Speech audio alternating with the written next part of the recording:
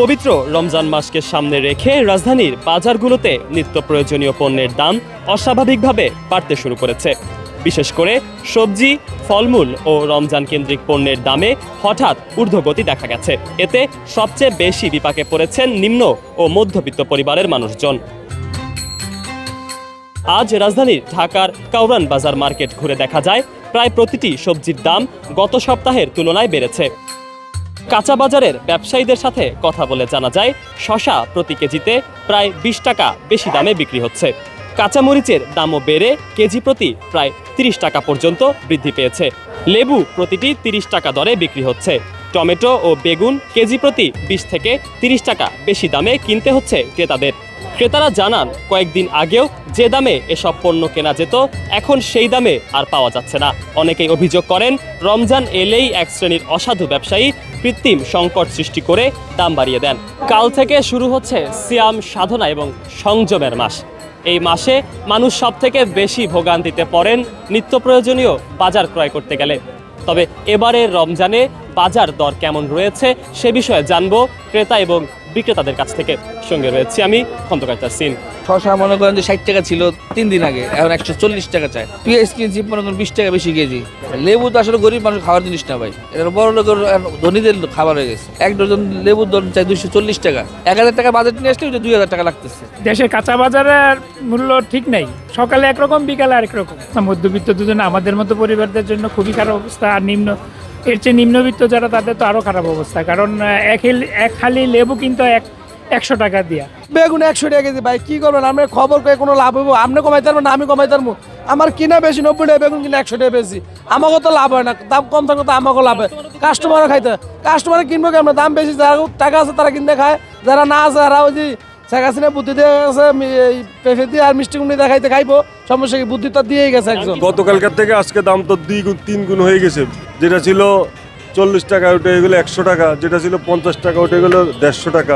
আসলে মানুষের ক্রয় ক্ষমতার বাইরে চলে গেছে।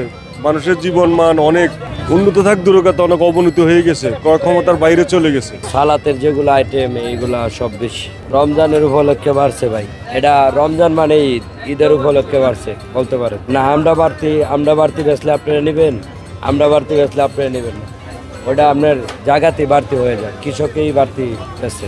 সাধারণ মানুষ কিনতে পারবো না, টুকটাক কিনতে হবে, কিচ্ছু করার নাই। কেননা লেবুর আলি 100 টাকা, আপনার খাইতে হইলে কিনতে হবে, কিন্তু কিনতে তো কষ্ট, এটা আমরাও জানি। এই লেবু তো আমি 10,000 টাকা চালান দিছি, ওই অল্প কটা লেবু তো 10,000 টাকা দিছি। ওই টাকা বিক্রি না করতে পারলে আমার কষ্ট না, ওই টাকা বিক্রি করতে পারলে তো আনন্দ। এখন আমি না বেচতে পারলে তো কিছু করার নাই, কাস্টমারের দুধ দিয়ে লাভ নাই, কারণ আমিও কিনে আনছি। এক হালির দাম চালু 100 টাকা, 12টা হলো 300 টাকা এক ডজন।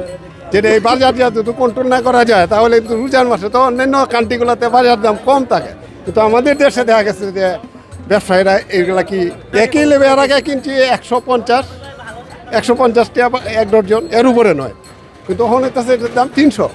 এটা কন্ট্রোল করতে হবে, বাজারগুলা কন্ট্রোল না করলে কিন্তু এই দেশের জন্য একটা ভয়াবহ। আচ্ছা, আমার দাম 120 টাকা আর 100 টাকা। মানে মাল বেশি আসলে দাম কমে যায়, আর মাল কম আসলে দাম বাড়ে। কালকে দাম ছিল 60 টাকা, মাল ছিল কম, আজকে অটল মাল। আর আমাদের পাবলিকের দোষ বেশি, যে জিনিস বাড়ে ওই জিনিস খায় বেশি, দাম কমলে খাই না। 15 তারিখে আমি 120 লেবু নিচ্ছি 1500-1600 টাকা দিয়ে।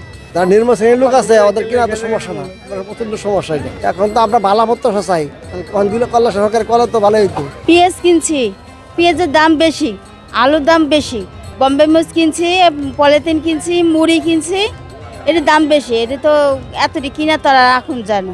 লেবু একটা লেবু কিনছি 20 টাকা, 4টা লেবু কিনছি 10 টাকা করে, আর এখন একটাই 20 টাকা। এবার দাম থাকলে রোজাও করতে পারবো না আর কিনতেও পারবো না। অন্যান্য দেশে যখন কোনো উৎসব আসে, বিশেষ করে উন্নত কান্ট্রিতে, USA, সৌদি আরব, সেখানে দেখা যায় এটা ডিসকাউন্ট দেয়। আর আমাদের দেশে যখন রমজান বা ঈদ আসে এটা আরও ডাবল করে দেয়। এই জিনিসটাকে মনিটর করে যদি এটা স্মরণীয় পর্যায়ে আনা যায়, আমাদের যে নতুন সরকার আসছে ওনাদের কাছে আমাদের প্রত্যাশা ইনশাল্লাহ এটা কমে যাবে। রমজানের আগের দিন বাজারের দামের দৌড়ে সব থেকে এগিয়ে রয়েছে লেবুর দাম, যা সাধারণ ক্রেতাদের নাগালের বাইরে। ক্রেতারা দাবি করছেন এভাবে দ্রব্যমূল্যের দাম ঊর্ধ্বগতি হতে থাকলে ইফতারে না খেয়ে থাকতে হবে। কাউরান বাজার থেকে এখন পর্যন্ত এই ছিল সর্বশেষ।